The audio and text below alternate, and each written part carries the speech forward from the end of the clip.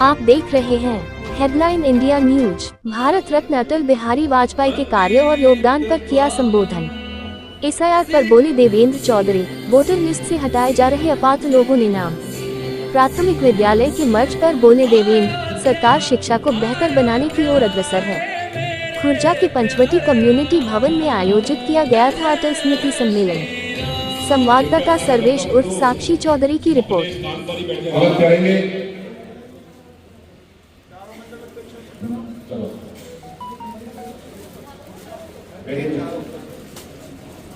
ने उनका भी बहुत बहुत धन्यवाद। इसी श्रृंखला में मैं मंडल अध्यक्ष कृपया आए आकर हमारे मुख्य अतिथि श्री देवेंद्र चौधरी जी प्रदेश उपाध्यक्ष जी का स्वागत करें। चौधरी साहब का हार्दिक स्वागत अभिनंदन। मुकेश सोलंकी जी से निवेदन है कृपया आए और प्रदेश उपाध्यक्ष जी का स्वागत करेंगे। भाई साहब राजीव बंसल जी जिले के उपाध्यक्ष भी हैं और पूर्व में चेयरमैन भी रहे नगर पालिका के। मुकेश सोलंकी जी हमारे बीच में है, उनका भी बहुत बहुत स्वागत।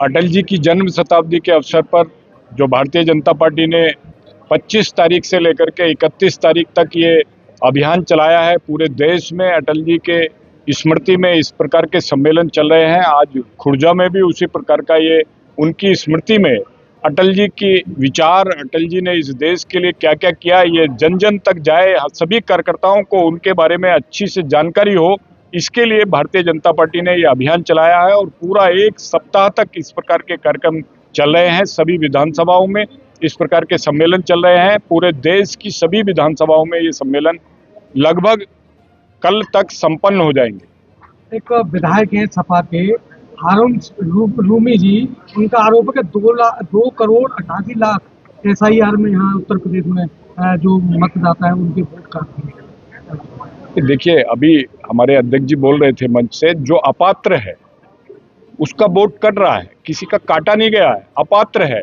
मर गए, उनका भी वोट था, कुछ विस्थापित हो गए, कुछ दूसरे जगह जाकर रहने लगे, या किन्हीं का 2 जगह वोट था, शहर में भी वोट है, गांव में भी वोट है, वो वोट हटा है, काटा नहीं गया है। काटना होता है कि सब मन से काट दिया, ये नियम अनुसार जो कट रहे हैं वो वोट है।